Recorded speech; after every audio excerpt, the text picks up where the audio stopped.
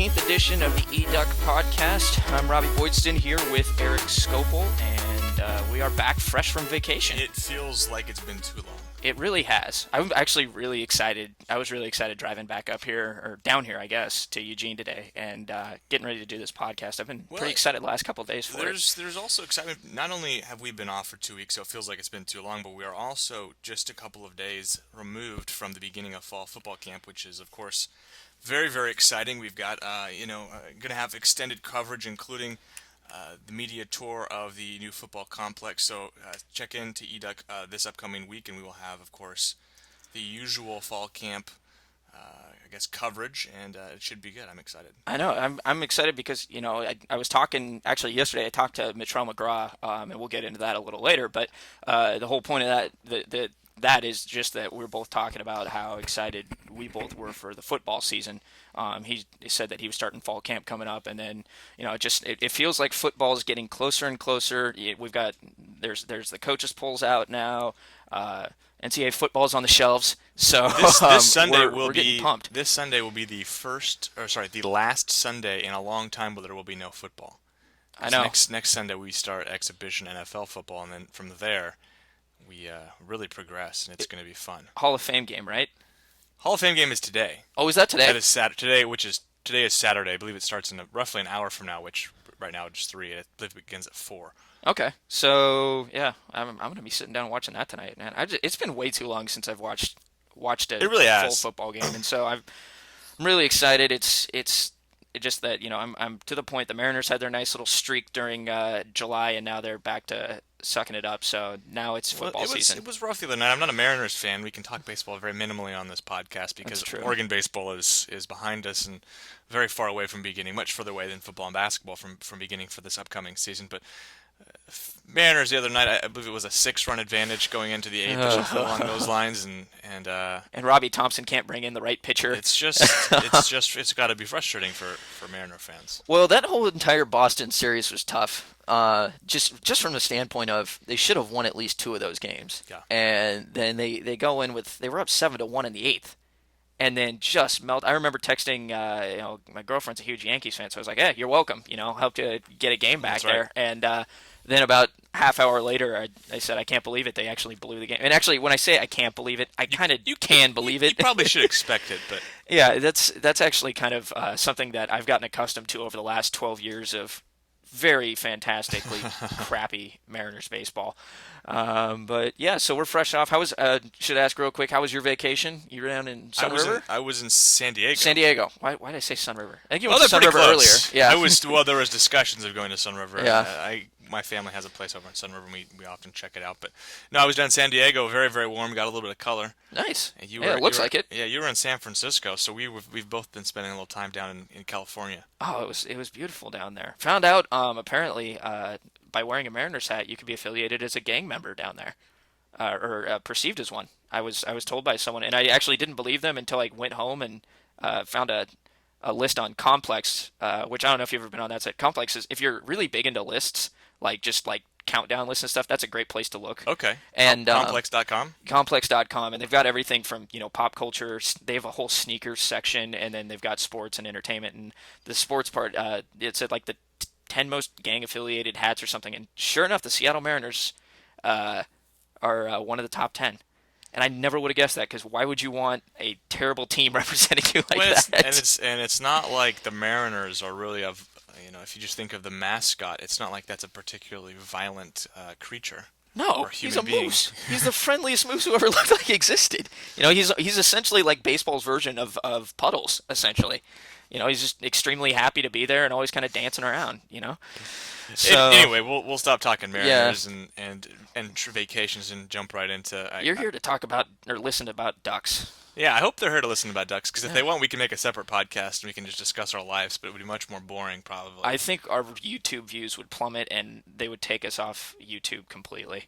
You think they would remove us just for just from listening from my life story? I would bore people to tears with it, I think. So, but so we're gone for 2 weeks, and sure enough, a ton of stuff happens, it seems. That's a surprise. We shouldn't be a little bit of bad. Yeah, we shouldn't be too surprised. We can get into all of that, but I think we probably should start. And for those of you who've been removed from the internet, The coaches poll, USA Today coaches poll, was released earlier this week, a couple of days ago, Mm-hmm. and Oregon is number 3. Yep. So at number 3, right behind Ohio State, who is now going to be bowl eligible, and Yeah. Alabama, of course, which not really a shock there. I think when we went over the way too early top 25 rankings back a few months ago, Yeah. I think that was kind of the discussion. Was there was a pretty good shot Ohio State was probably going to end up in front of Oregon. I Yeah. just wasn't a fan of. I didn't think that was as deserved because I think Pac-12 football has surpassed Big Ten Big Ten football. football, at least for the moment, in terms of quality of play, in terms of depth.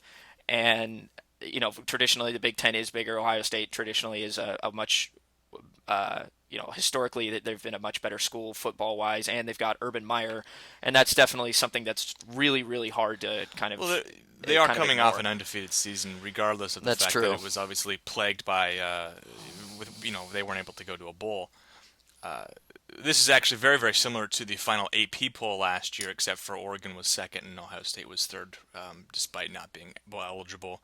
Uh, a number of Pac-12 teams in here. Actually, number 4, Stanford. So, in the top 4, 2 Pac-12 teams and only 1 SEC team. That's a little bit surprising, I think. Yeah, and that was kind of the nice thing is it's a little bit of a change of pace. You're used to seeing in that spot, if anything, you're used to seeing an Oklahoma or a Big 12 school like a Texas or something up there. Usually just preseason top 5. I mean, heck, last year they put USC number 1, Sure. and so you're used to just seeing more traditionally bigger schools or bigger name schools that always seem to kind of be there at the end and given that Stanford over the last 10 years has completely turned that program around. It's This been is pretty remarkable. that good for Stanford because quite frankly it's well deserved and it really speaks to the how great the coaching's been there the last 5-6 years ever since Harbaugh took over, then handing it off to Shaw and really just kind of the seamless transition. You would have thought there would have been a few more road bumps, but that hasn't been, and I'm sure Oregon fans are hoping that there's a similar transition this season with Chip Kelly leaving and now Mark Helfrich taking over. That being said, how's that for pressure for a first-year coach on Mark Helfrich?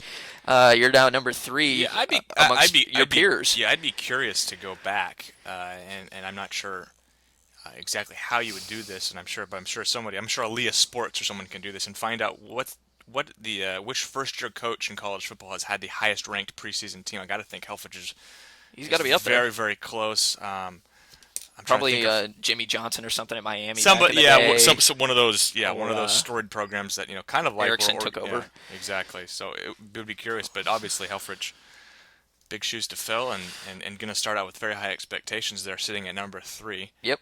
And you know what I think, given the attention that's been paid to Oregon now with not only the number 3 ranking, but in case you haven't noticed, the as Deadspin called it, the decadent monstrosity, the new football operations building is up and running, and it from all the pictures it's pretty snazzy. So there's a lot of attention being paid to Oregon in the past couple of weeks in terms of just I'm not sure away what from the field. I'm not sure what I'm more excited about: the start of fall practice or getting the media tour on Monday. I would be I'm pretty jealous that you're getting that tour. Well, Robbie, I you get your day off work and you can come on down. If my dad would, my dad's my boss. So, given that I was gone last week, I don't think I'm going to get it off. But if I do, I'm coming down. Yeah. And as we mentioned earlier, of course, there will be. I'm not sure exactly what we're allowed to do in terms of video and photographs, but we will have at the very least some. Steve and I, I'm sure, will do a video and kind of break down what we saw in there and just kind of marvel in awe over what what this football complex is and how big of a tool that will be in recruiting, which, as I'm sure most of you will agree, it will probably play a big factor. I've talked to a few recruits that are really excited about seeing that building, Yeah. and that not only that, and that's before they gush about the fact that the previous facilities and all that stuff were elite by their standards. So it's funny now that they have the new super building to kind of tie it all together. The super building, is that what it is? That's what I like to call it. It kind of looks like it's all black. It's the black windows, everything. It's very intimidating looking, but also very, very cool. Yeah, it's well, it's kind of a shame that Chip Kelly doesn't get an opportunity to. I saw a picture of what Helfrich's office looks like, and I'm sure Chip's probably kicking himself because I don't think it's going to be that nice in Philly. I'm sure he's got a great office, but I don't think it's going to be that nice.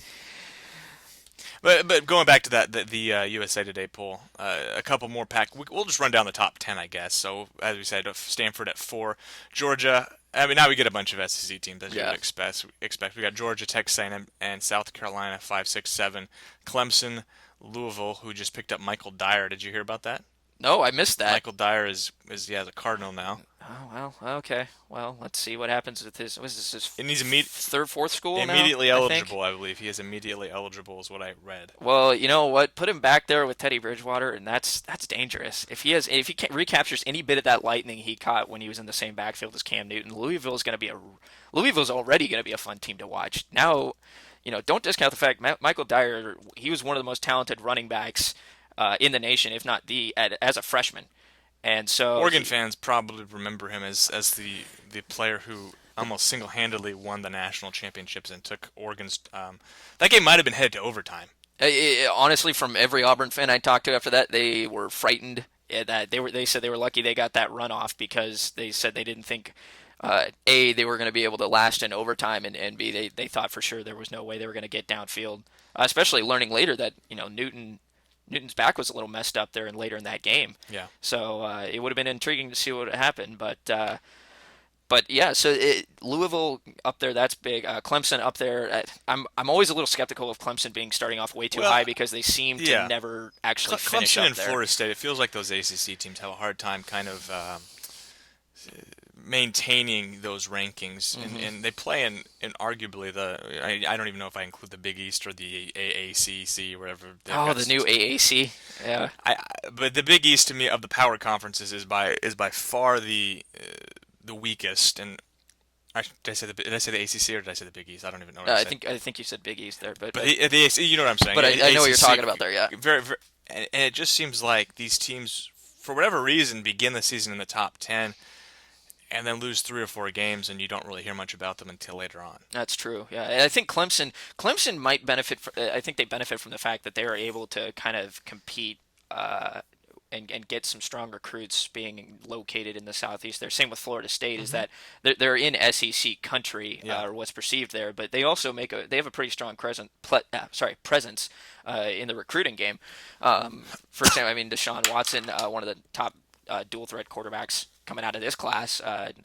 He still verbally committed to Clemson. He's been there for a while now, so he, seeing that and seeing what they're able to put together with a recruiting class is pretty good. But it's again, you got to make sure that you have the talent and then put it out there on the field every week, and it just doesn't seem like either school is able to do that over a 12-week span, 13-week span, I guess. So, but and also I'm still getting used to the whole fact that A&M is SEC. Every time I see that, I immediately just it clicks Big 12, and I think that's just watching football growing Well, up. But yeah. but yeah, again, that's going to be intriguing, obviously, with given how much attention now that everybody in the last 8 months has written their opinion on Johnny Manziel and whether they think he's the golden god Johnny Football or if he's It's kind of one of those things where if you consider know. yourself a sports journalist or columnist, you've written about Johnny Manziel regardless of where you are geographically. Yeah. Or really, I mean, I feel like anybody's willing to take a shot just because he's the hot I story. will say, it is interesting here. 3 schools received first place votes. Alabama received 58. Ohio State received 3. Oregon received none. Texas A&M, who was ranked 6th, also received a first place vote. Was that from Kevin Sumlin? Could be. Because I don't. A&M did fine last year, but there were still a couple of those games. Yeah, what they pulled off in Tuscaloosa was great, but if you watch that LSU game, there was that should have been theirs for the taking. They weren't able to capitalize. Yeah. They came on strong at the end of the year, but now you got to realize that there's a ton of distraction now with Johnny Manziel. That would be really and interesting to see how that plays out. you've seen a little bit about thanks to social media now, you're able to see a little bit into his mind about how this is affecting him.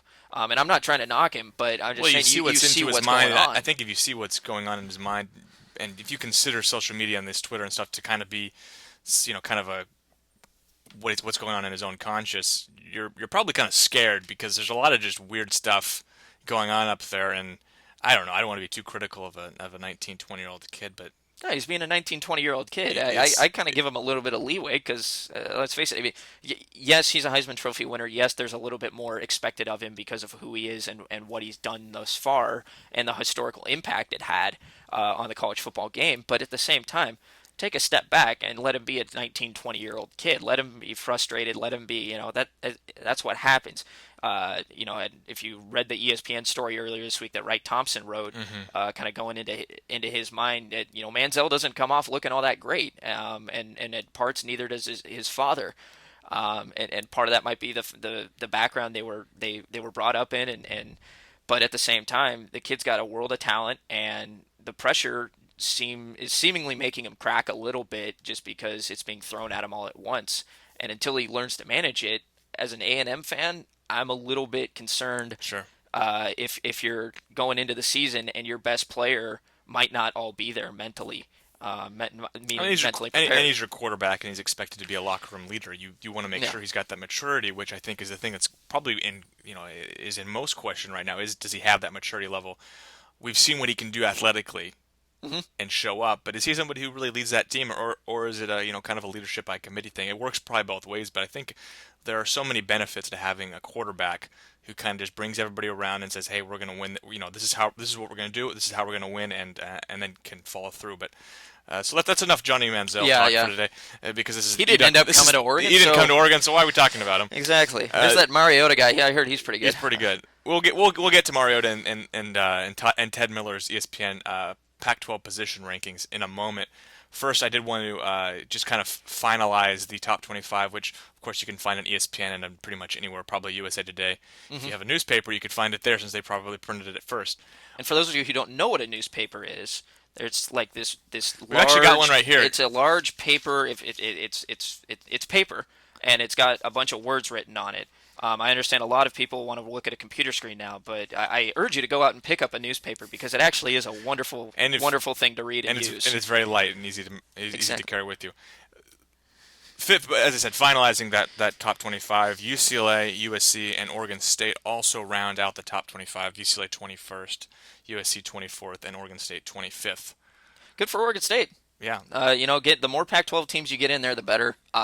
Regardless of what you think. I mean, having schools like if you were to have a ton of those Pac-12 North schools, a couple of those Pac-12 South schools in there, that only just boosts the overall are you not a the little bit caliber of the are conference. you not a little bit surprised though to see Oregon State ahead of Arizona State, ahead of Washington, ahead of Arizona? It, not really, honestly, and No, huh? it really is just based on the fact that you kind of.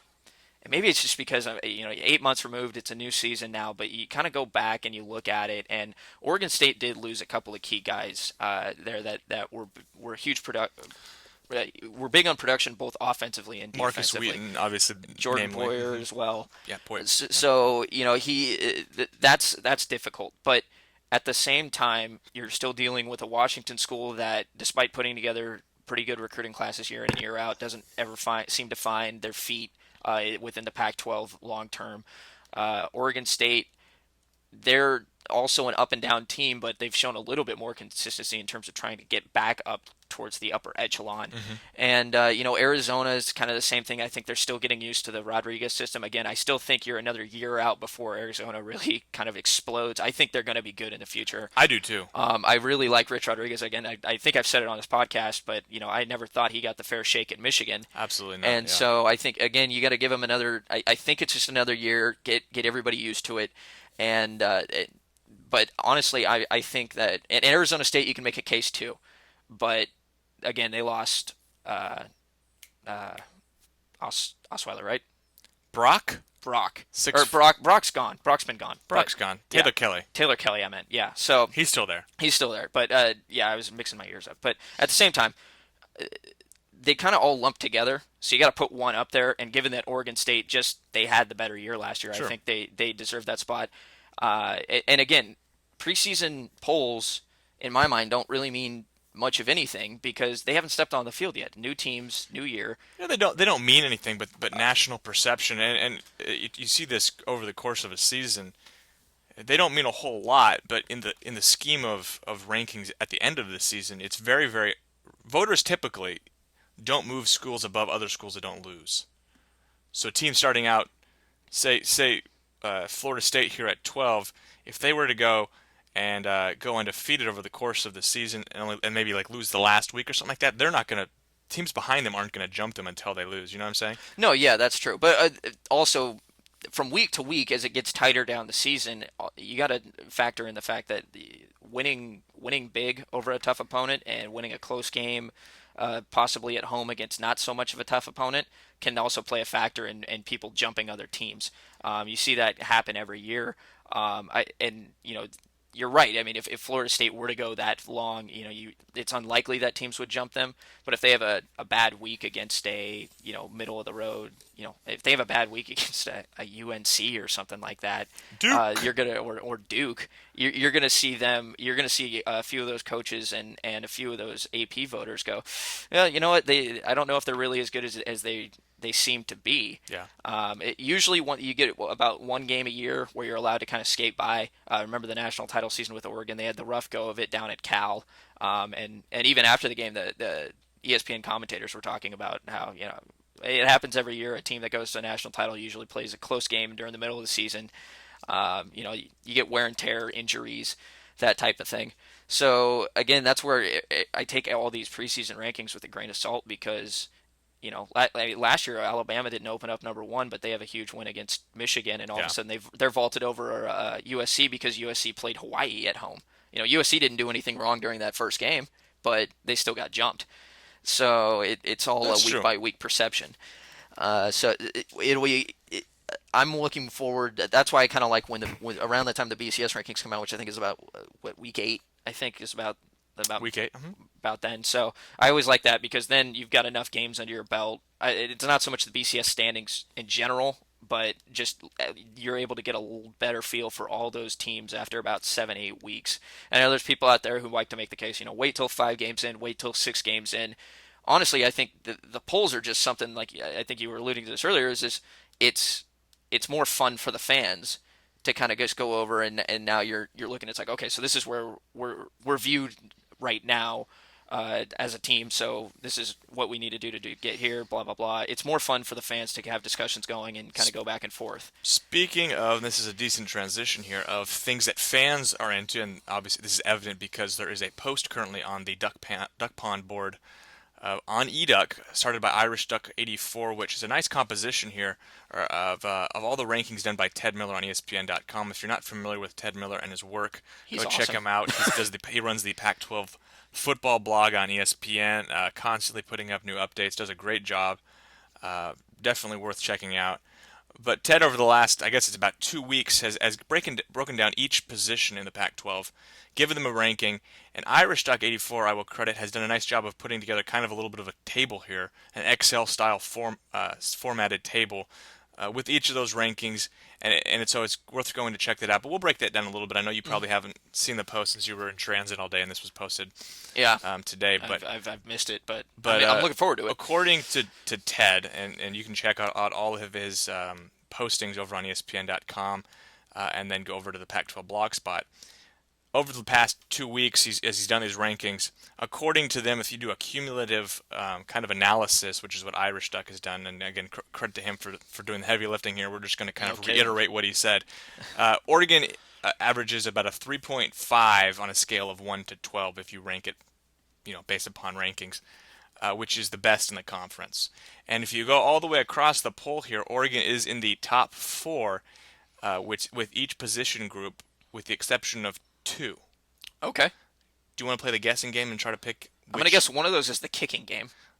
You're spot on. Okay. Oregon's kicking game is ranked ninth in the Pac-12. Okay, and then If you think through it, there was one position group where they lost the majority of their oh, starters. are we looking at linebacker? We are looking at linebacker Yeah. where they are ranked 10th.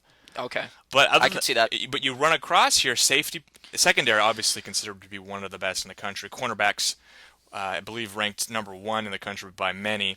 That secondary, if you include safeties and cornerbacks, Ted has the safeties second and the cornerbacks first. So obviously a lot of respect given there. Defensive line second, which is I think a position which I think, as if you're an Oregon fan, you recognize as being a real strength if you just kind of go through the depth. But I think nationally there's a little bit of a perception problem with With Oregon's with line, Oregon's yeah. defensive line, just in Oregon's probably front seven in general. Yeah, they're viewed as small. It's more of an athletic. The national perception I feel is it's they recruit athletes who can be quick, but they're not going to be the biggest guys on the field because everybody, Big 12 SEC, they go after the big 300-pound powerhouse. Oregon doesn't have to do that, so I think that's And, where and, they're a and little different. it seems like Oregon's really started to attract over the last couple of years under Azanara, who's now gone with the Eagles. Taller, leaner athletes who then put on bulk over the years, and it will be interesting to see how Armstead and Buckner develop over the next couple of seasons. Do they become just absolute studs with potential draft status similar to Deion Jordan, or is there kind of a learning curve and maybe not the development maybe not quite as strong as one expects? Then you go on to the offensive side, and Oregon's offense gets a lot of respect from Ted, as one would expect. Offensive line ranked second, quarterback, which I think we're just talking mostly about the starters here. Mariota considered the best in the conference according to Ted.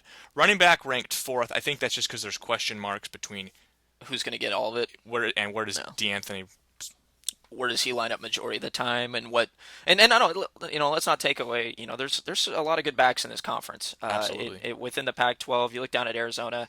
And Arizona's ranked Carey, number one in yeah, this. yeah, and so you've got, and it's hard to argue that he's not one of the best backs in the nation, and not the best back in the conference. You also got Storm Woods up there at Oregon State. He's a good little back, and again, yeah, Oregon likes to run kind of just a rotating door of running backs, throw something different at you each time. They don't rely as much on one guy, and I don't think they're going to do as much this year. I think you're going to still see a lot of rotation going through that, especially given that there's going to be some younger guys that'll have an opportunity to step up there.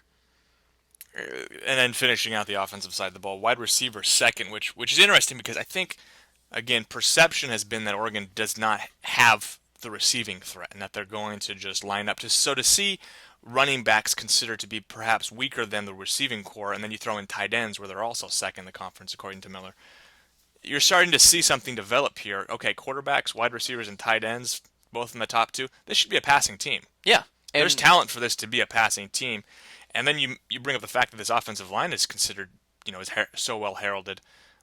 These guys could really sling the ball around this year. yeah, and it's no secret that given the accuracy and that we've seen it a few times that excuse me, that Marcus, he can throw a deep ball. I mean, they're not throwing 50, 60-yard bombs, but he can throw a pretty good 40-yard pass and sling Sure. it right in there. Again, probably a little bit of the perception is, and we talked a bit about it, I think on the last podcast, was the fact that Oregon doesn't have a problem going after smaller wide receivers, which probably makes it a little bit tougher going for the deep threat. Yeah. But at the same time, they're bringing in some pretty athletic guys this year, some guys that could be a deep threat, and I'm sure they're going to be looking for those same things in this recruiting class coming up. And so I think in the future you're going to see, especially under Helfrich, if he wants to kind of make this offense a little bit more his own. There were little hints of it that I heard from various recruits last year who Yeah. were talking to him that there could be a shift more towards the passing game. And when you got to, you know, when you've got a guy as talented as Marcus Mariota, he doesn't come around every day. You got to take what you can while you can, Sure. and use him to his full potential. And I think we've seen a lot of what he can do with his legs, but I think we haven't seen everything he can do in the passing game. And I hope that we see a little bit more of that this season. I think Miller kind of nailed it here, at least in terms of which position groups. I'm not going to include special teams because to me kicker is, I don't know, maybe I don't want to say not that it's not as important, but No. let's focus on linebackers and running backs. And Helfrich even said yesterday on a conference call with members of the media that running back and linebacker were the two position groups where there's, I guess, the most competition for playing time. Because there are so many question marks. They don't have returning starters really at either of those positions, Boseko Lacumbo excluded. It will be fun to watch those two position groups, and obviously, you win football games running the football, and you win football games making tackles. So, to have strong linebackers and strong running backs is going to be integral to any football team out there. Yep, it definitely is. And so that's and those are the question marks. And not only that, it's a question mark in the recruiting class right now with linebackers. Yeah. Looking into that, we'll get into that a little later. We'll get into that because a lot of actually it is interesting because we talk about those two position groups.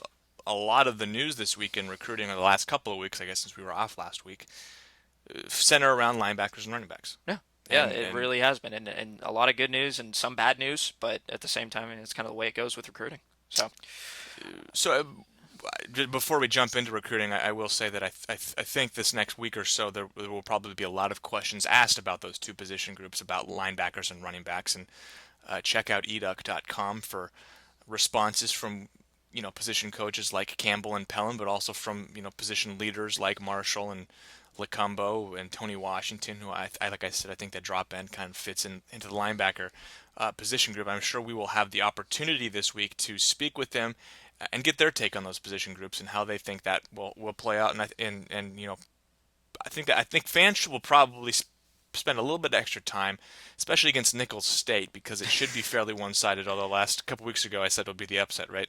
yeah, you did. So you've got that But down. So if it does happen, you're the if it smartest does man in happen, the I'll world. take credit for it. You're the smartest If man in the Oregon world. wins 70-0, I'll say it was a joke. And also, I don't think you're going to last very long in Eugene for being that guy because you're going to be considered the jinx on the football team after that. I think Clueless Duck is already Yeah. established I'd himself in call that role. Gonzaga, see if you got a spot open with that basketball team on the beat. I think you'll be okay. Okay. But do say, I think as a fan, I'd urge you to take special notice to those position groups, and you're going to have an opportunity to see those running backs. And the spring game was also an opportunity to do that. Of course, linebackers, there were a lot of injuries this past spring. Haven't really seen a lot of those players establish themselves because they weren't practicing. They Right. weren't playing. So this is going to be kind of an interesting fall camp, I think, to focus on those two position groups especially. And then early on in the season, just to check out and see where those guys are at. We talked about it, and Huh. a lot of recruiting news, Yep. some good, some bad. You said let's start with the bad because I think most of it's good. Yes, most of it has been pretty good, or at least trending towards good. But a couple notes, I guess, in linebacker, and I'll kind of lump one in with the other because I feel like they're connected. But so initially, the initial news we learned earlier this week. First verbal commit for the class, Jordan Yeah, Hoyam out of Baldwin High School in, I believe it's Wailuku. Not very good with pronouncing he's Hawaiian from names, Hawaii. but he's from Hawaii. Was the first verbal commit and kind of started that trend of immediately got his offer, turned right around, told the coach, "Okay, coming to Oregon." Seen Yeah, that a couple times this year, and unfortunately, due to personal issues stemming from last season with his family, just a fortunate incident. He's stepping. His brother brother committed committed suicide. suicide. Yeah, Yeah.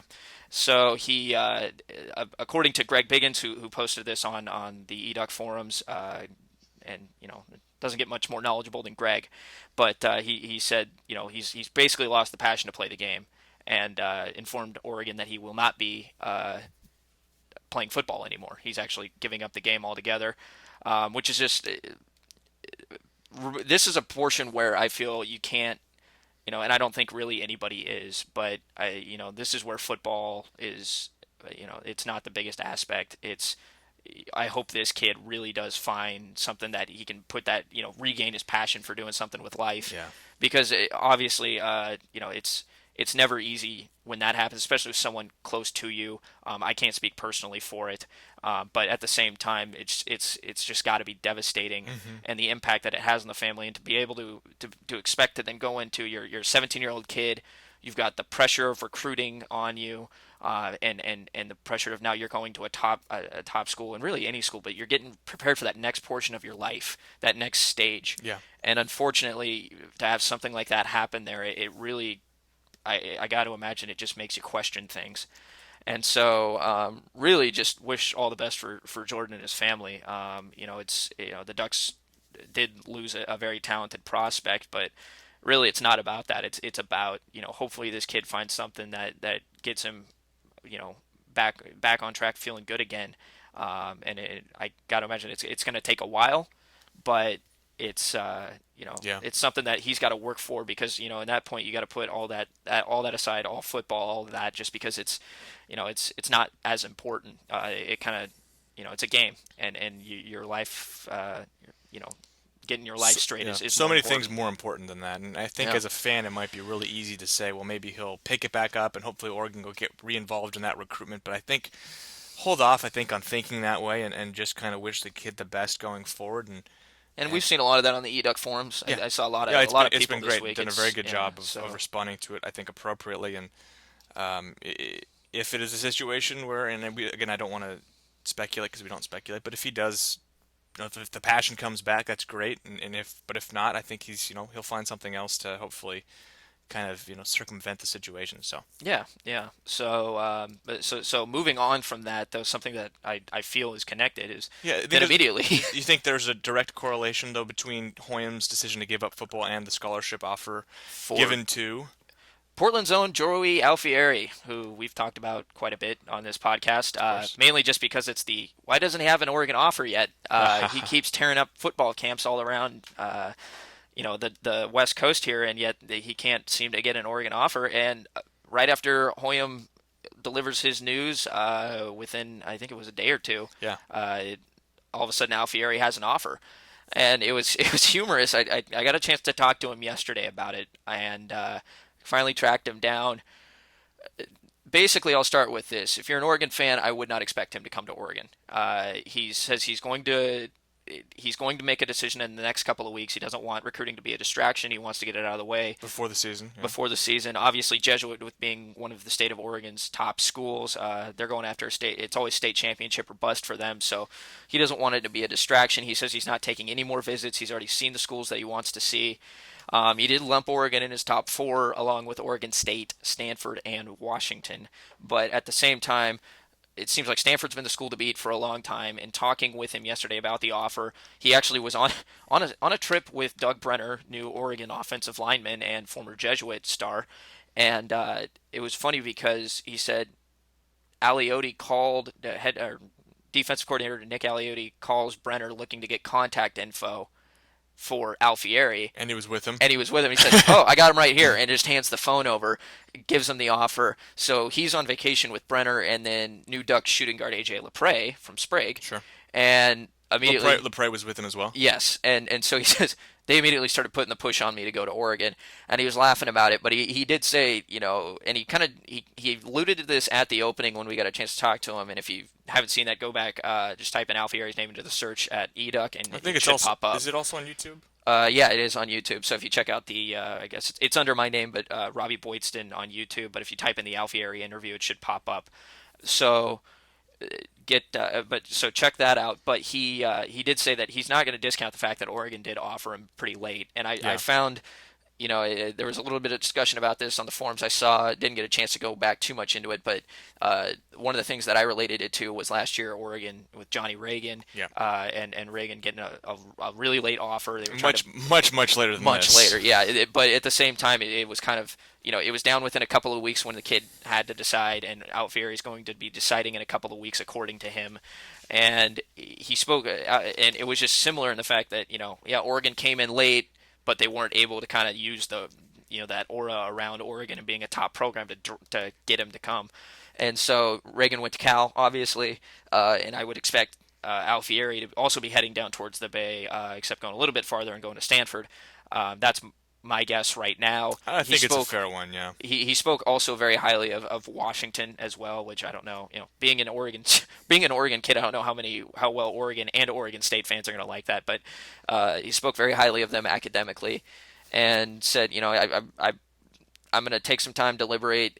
He didn't really do too much recruiting over the summer anyway. He spent most of his time going on vacation, relaxing. He was kind of atypical in the fact that he's going to make his decision, but he didn't. He'd already visited the schools early and just didn't feel the need to take more official or big official visits to them. He has made unofficial visits to all four of his final schools. That's what he said. Now with Oregon, it was more of a. I think he was around during track season down here for track For state championship, and sure. and then got a chance to check out some stuff. And he had been to Oregon. Oregon State was his first Pac-12 offer, I believe so. And he said it was great to get an offer, that last big offer from the in-state school, and that's why he's still considering them.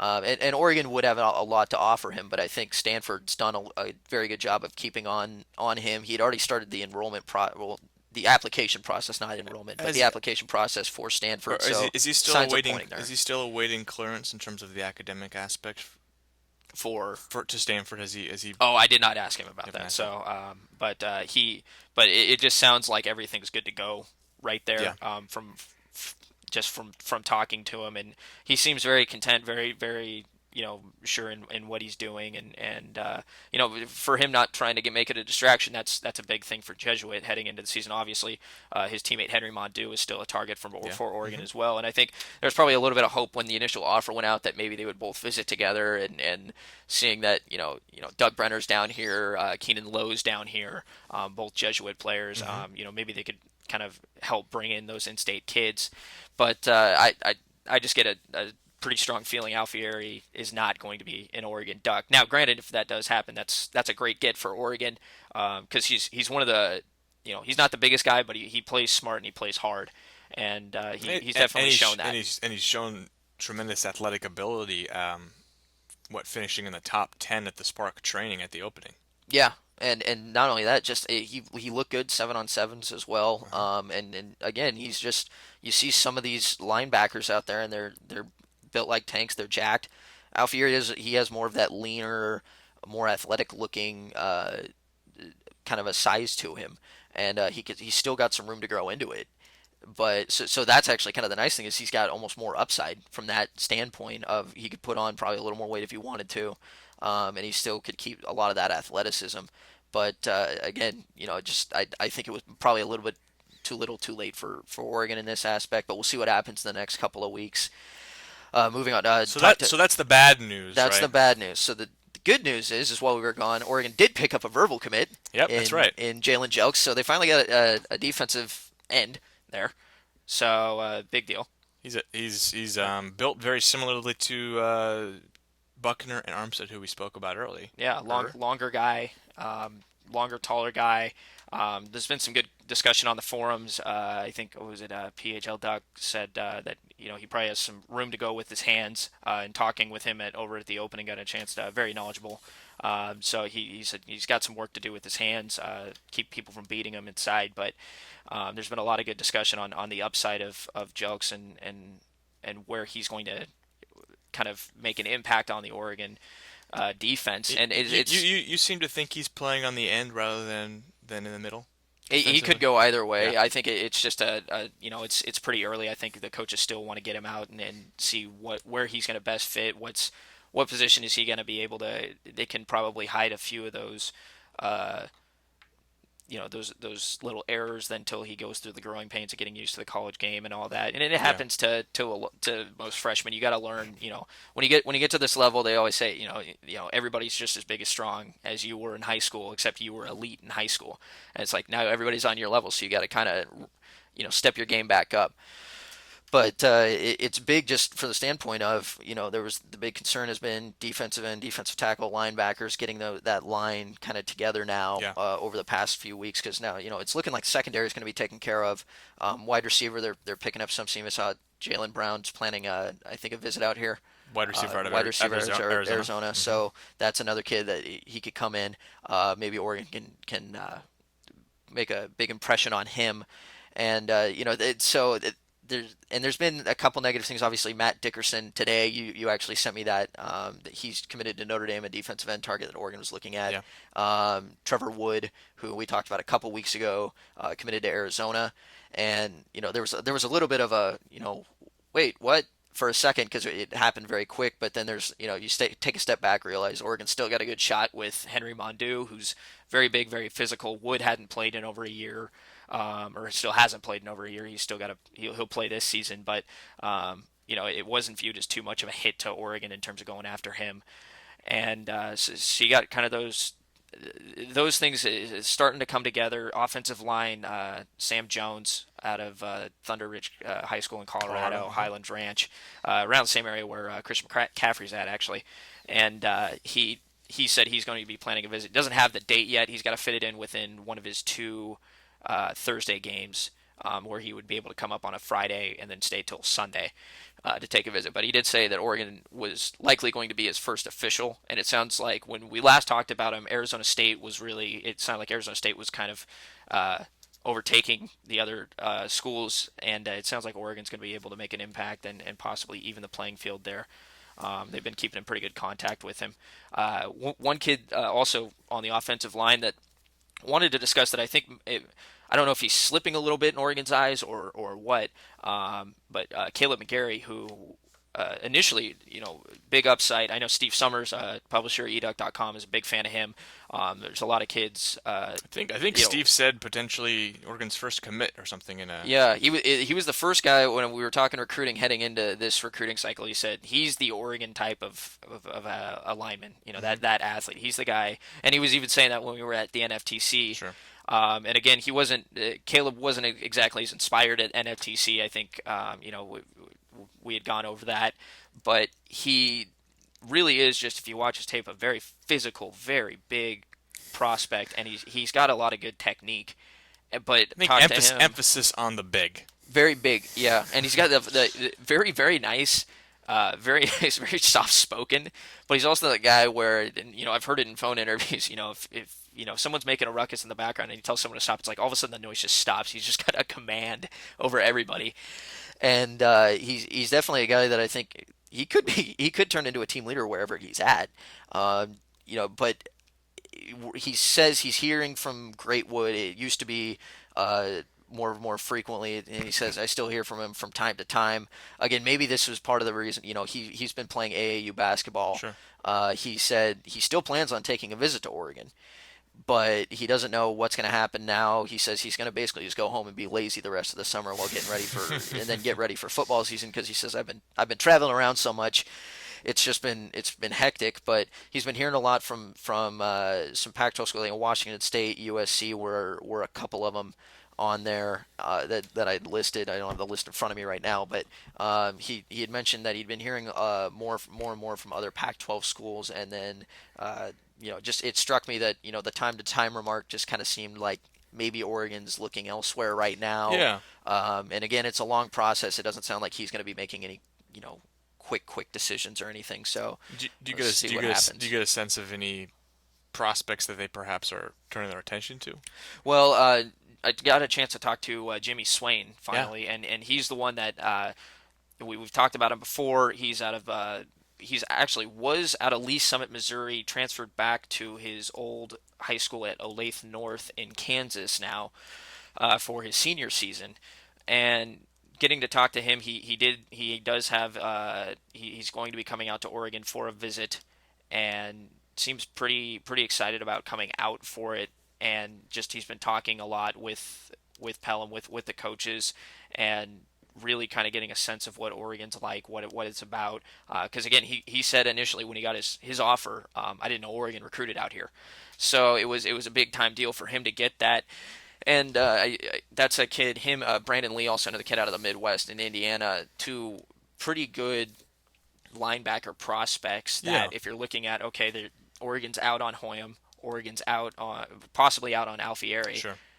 You pick those two up, and I think you've made up a lot of ground, and brought yourself back to where you're at. Whether or not they're going to be able to pull that off is in question at this point.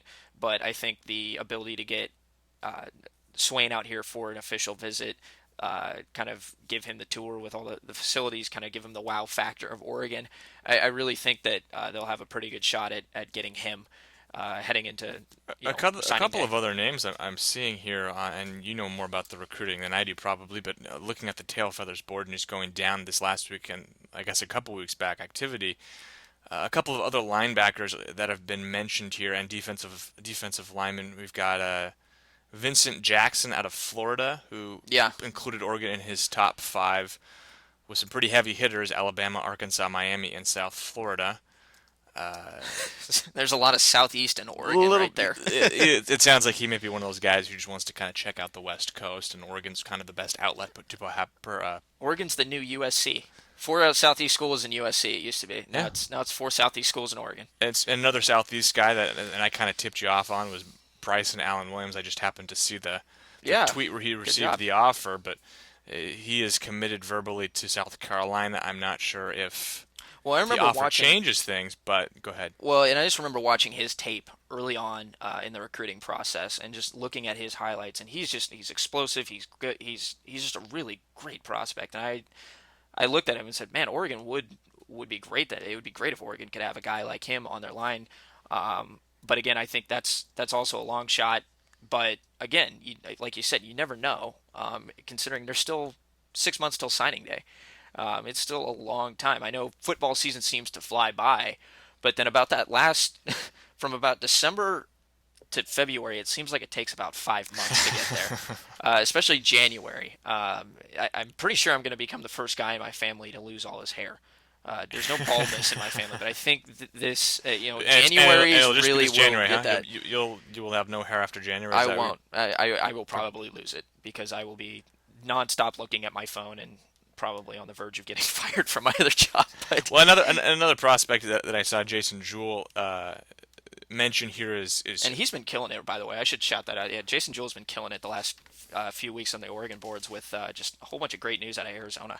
and obviously that kind of says that and actually this prospect Quaylen Cunningham. I'm Apologize not if I'm too familiar mispronouncing. with Clayton Cunningham, so I don't want to throw out too much about. What I will say is that you wonder Coach Aiken, coached collegiately in Texas. Sorry, not in Texas, but known for Hmm. recruiting well in Texas when he was at Iowa. Head or assistant coach for the Cardinals has some kind of that region he knows pretty well. You wonder if Cunningham and some of these other Arizona prospects we seem to be seeing a lot this recruiting cycle. You wonder what his input has been, especially in Arizona with somebody like Cunningham who figures to play on the defensive line. Yeah, and you've got to take into account that also Aiken's probably going after he might be going after just a little bit of his own view of what's going to be successful in this Oregon defensive scheme. He might have a little bit of a different take than Azanaro did, Yeah. and so I really think that that's why you're seeing some more, I guess, unique looking, at least this time around from what I was used to seeing from last season. It's a little bit more of a unique looking prospect in terms of what's going on with the defensive line. You're seeing a little bit of a different feel there. And I think that lends credence to the fact that Aiken, like you said, was big in college, but then he's also got that eye, at the pro level. So he's seen the cream of the crop, and he knows what's going to be successful at that, trying to get to that level, and probably trying to implement a little bit of that Yeah. into the Oregon system. Probably give him a little bit more of a beefed up look, something that can be just as successful with that speed. I'm just kind of curious to see his involvement, I think, in the recruiting process with Jelks, who just committed, who's also out of Arizona, and now Cunningham, both of whom have figured to be prospects on the defensive line from Arizona. Obviously, having been the defensive line coach for the Arizona Cardinals, that carries quite a bit of credence in terms of coming into these living rooms for these recruits saying, hey, I used to be arguably the best defensive line coach in this state. Hmm. Now I'm in Oregon.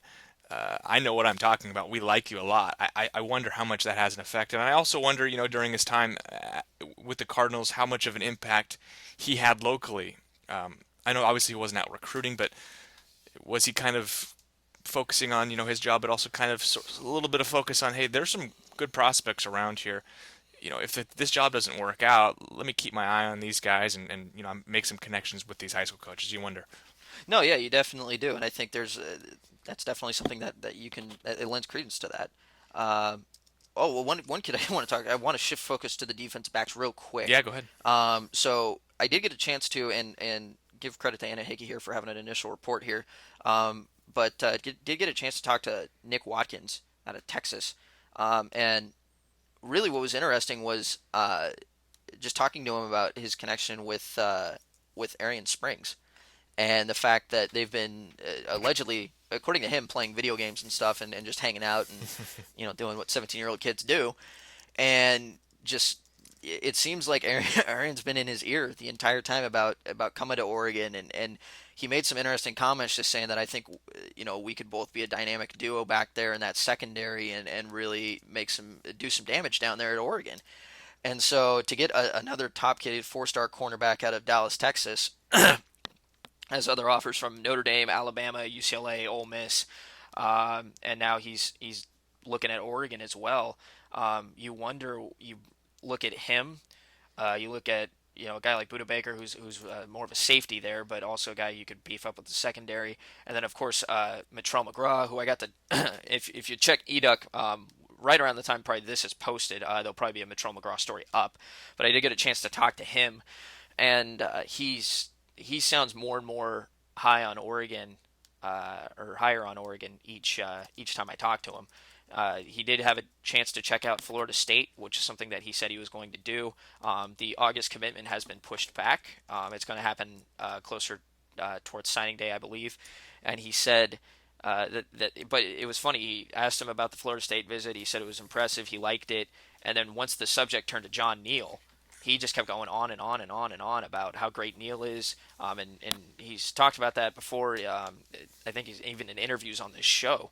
But he just said, it's something different every time. There's something different to talk about. He'll talk to me for 5 or 10 minutes about different ways I could be explosive within the Oregon system.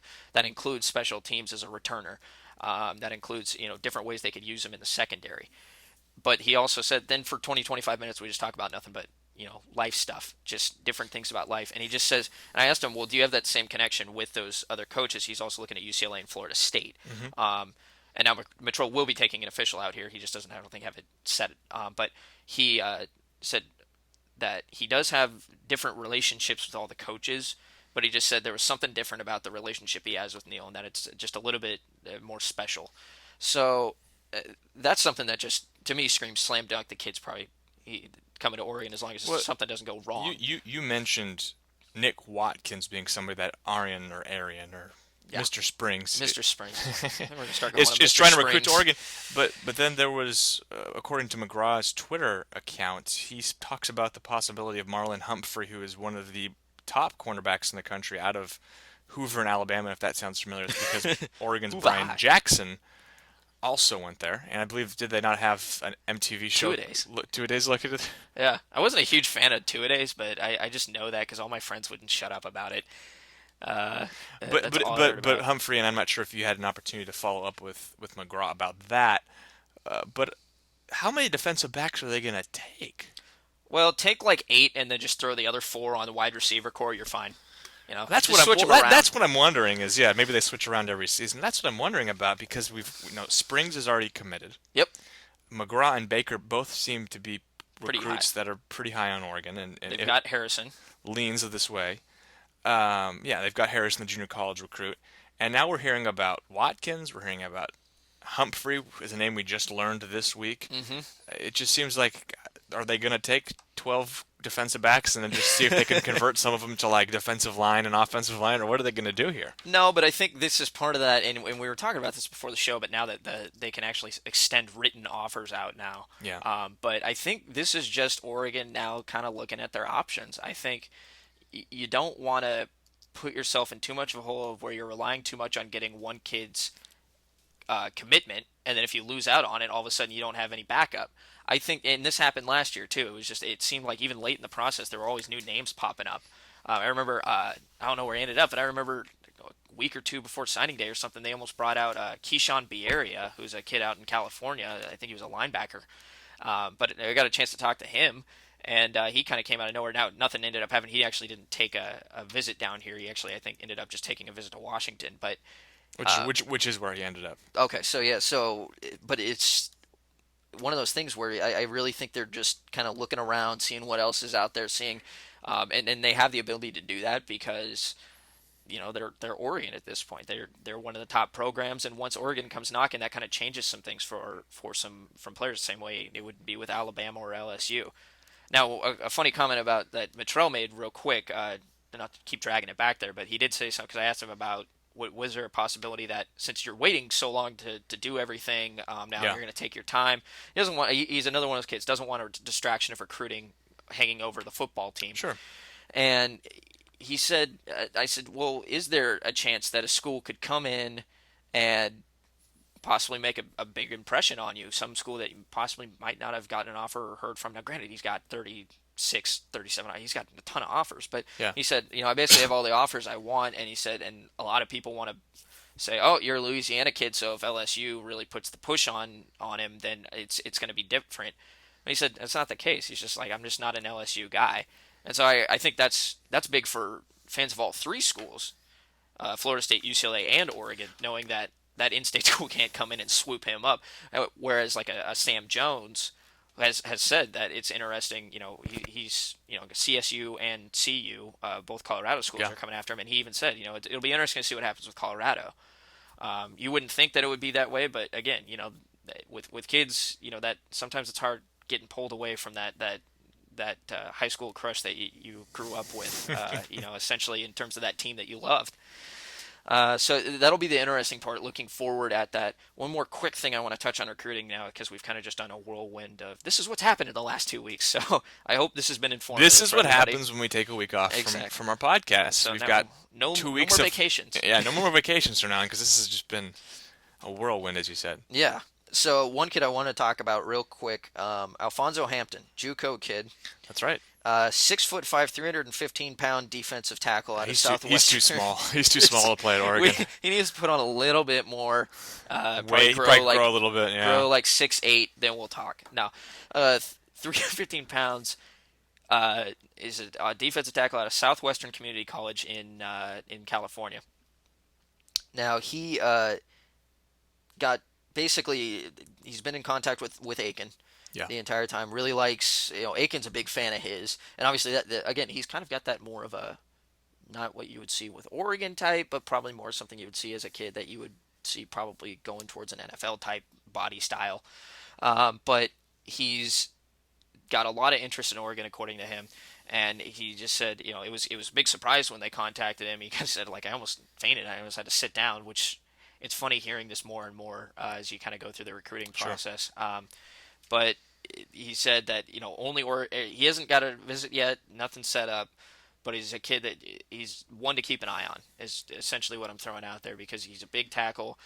He'll have 3 years to play two. Are they still awaiting academics for him, or why do you think? What's the holdup? Yeah. Well, part of it is academics. He said Aiken is talking to him a lot about grades, making sure he's keeping up with that, and so he says he's real excited to kind of get into his last season there at Southwestern, and kind of make an impact, and then also keep it up on the academic standpoint. Sure. From that academic standpoint.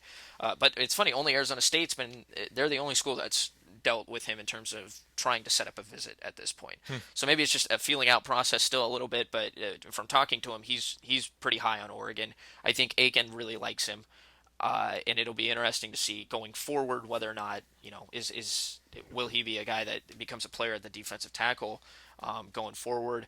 Because then you possibly have you got Tulia, and then you've got maybe Hampton, two pretty big JUCO guys, and then possibly Jelks. Old Jelks potentially if they move him over. So then all of a sudden you're looking at, oh wow, there's a nifty little defensive tackle It seems class. to be that, and we should probably wrap up soon. Yeah, but we're it seems to pushing be over that there. defensive line has been one of the positions, or maybe the most focal positions in terms of junior college recruiting over the last couple of years. You just think back to the success they've had in terms of bringing somebody in. It seems like almost every year they've brought in.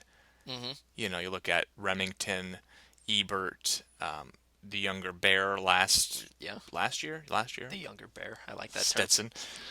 The younger Bear. But it just seems like and now Talia, obviously. It just seems like they've had some success there. I'm not sure if that was or if that's just maybe kind of goes with you want guys who are physically developed to play right away. And you want that It's a maturity man's level position. mentally as well too. Yeah, it's a man's position, but that's just and maybe that I don't know why exactly that has been, but it just seems like that's been one of those positions where Oregon has had a lot of success, and those players, the book's unwritten so far for a couple of those guys, but Remington was a guy who really had a big impact over his 3 years.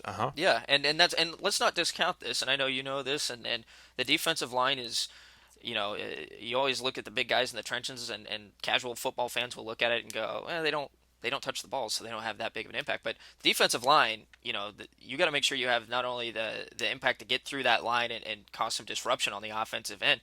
It's one of the most, if not the most important line in football. And you've got to stop. You've got to stop the other team from scoring. That's what counts. And to have guys that are just probably more seasoned and a little bit more mature, like you said, you're getting a better product out of them. They're not going to be as difficult to adapt to the system and coach.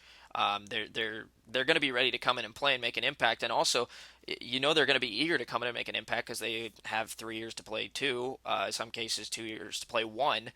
So they know that their time is limited. They've got 20-something games to make an impact and try and get to that next level and be a regular starter in the system. So really, I think going the JUCO route really isn't a bad thing whatsoever, because you're probably getting a little bit more of a mature, better quality athlete for that position.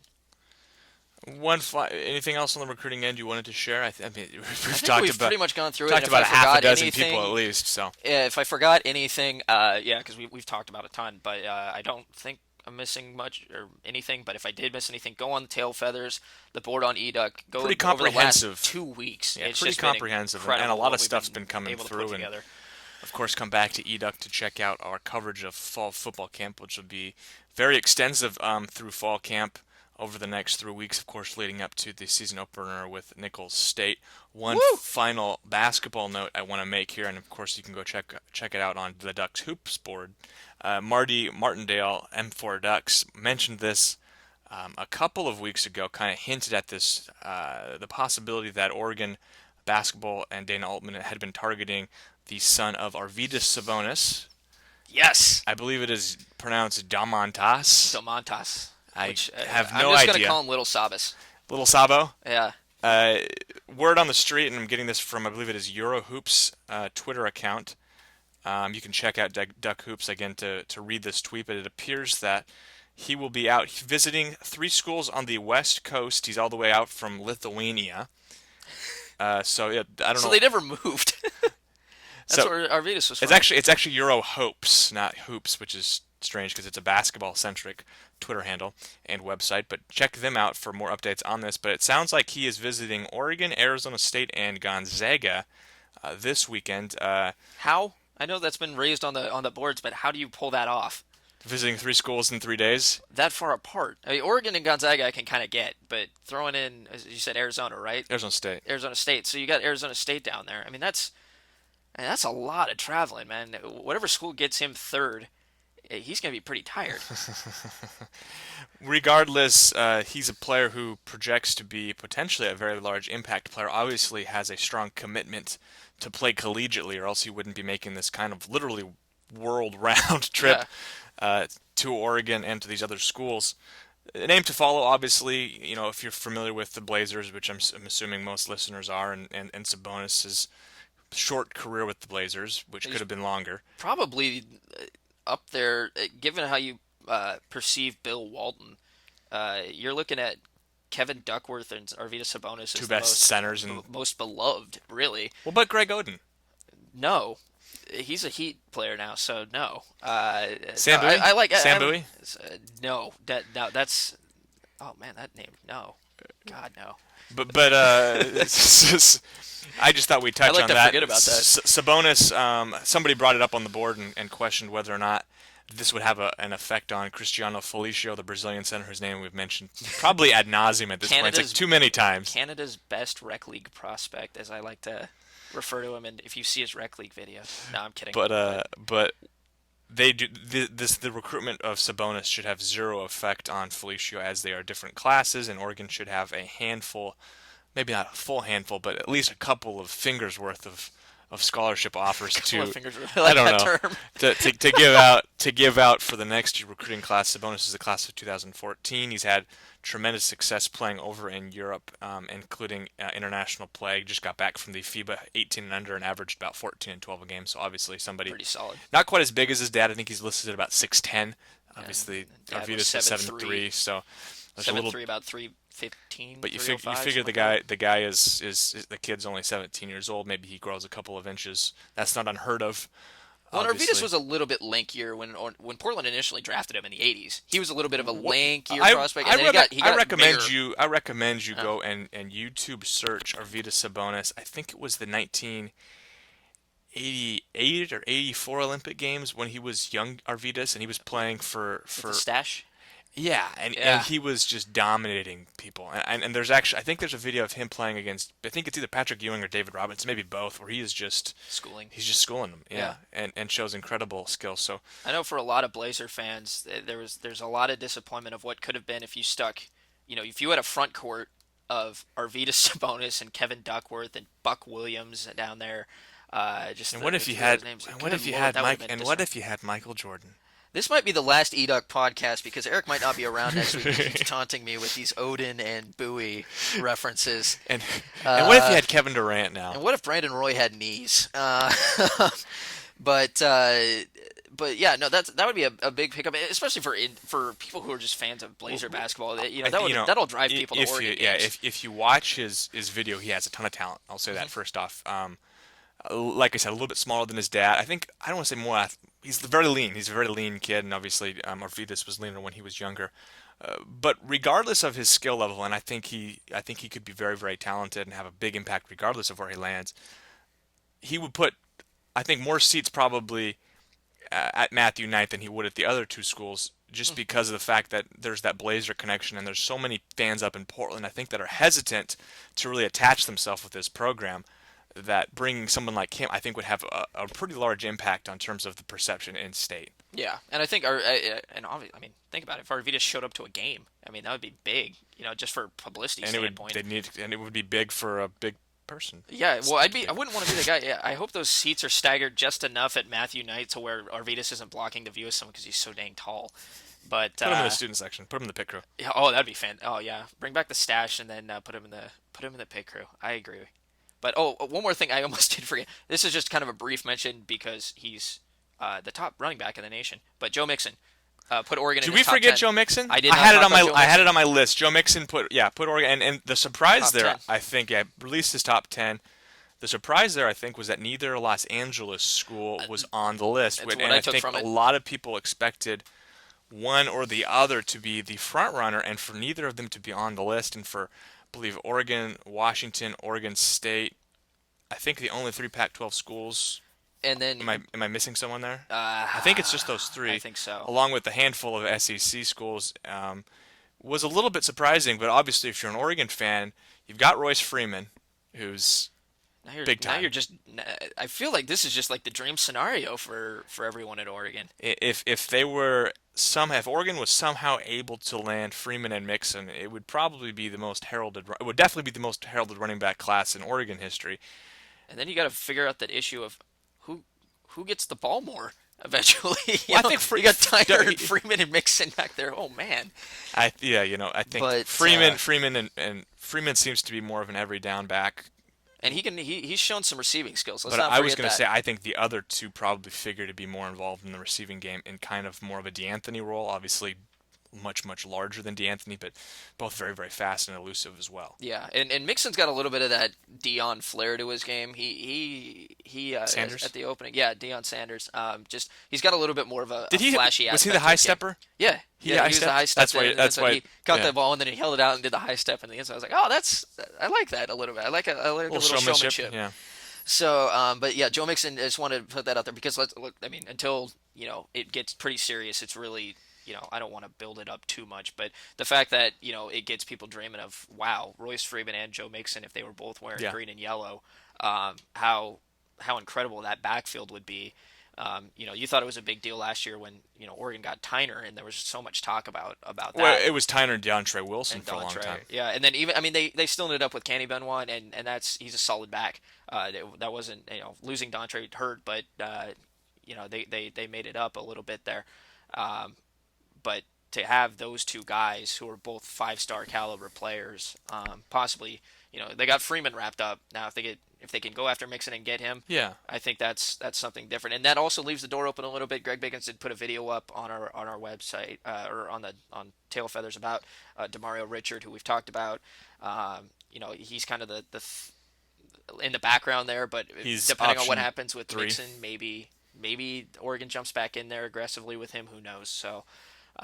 Just something to keep a lookout for and read that story. And it was funny when he mentioned the Southern California thing. I think he did say like that was probably the toughest clips were clipping the Southern California to those two schools. But the rest was list. easy, I think But he said, everything else which is was just- funny. I think actually he just said UCLA was difficult, but everything Yeah. else was easy. So it'll be interesting seeing what happens with him in the next couple of weeks, and hopefully we can track him down. We were able to get him at the opening, but I'm pretty good at cornering people for interviews at in public places. So yeah, We'll see. Yeah, yeah. You don't want to take too much away from it because yeah. it is just a 10 school list, and typically, well, and schools, only 5 schools are warranted official visits, so you can't get too 50, excited. you got a 50% shot of getting an official out of What your a mix in Oregon woohoo! fans.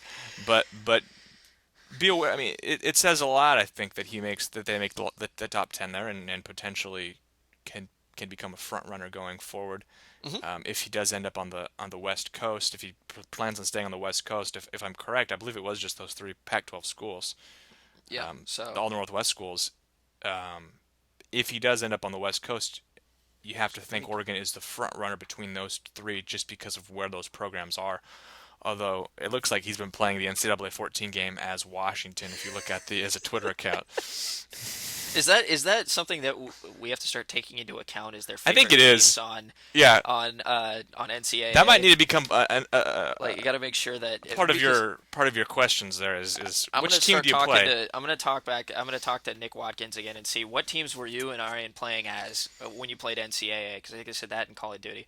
Just so you the mix in top 10 I now got it in front of me: Florida, Oklahoma, A&M, Ohio State, Cal, Oh, Cal. Oregon, Oregon State, Washington, and Wisconsin. So maybe he can become the next Monty Ball up there. Who knows?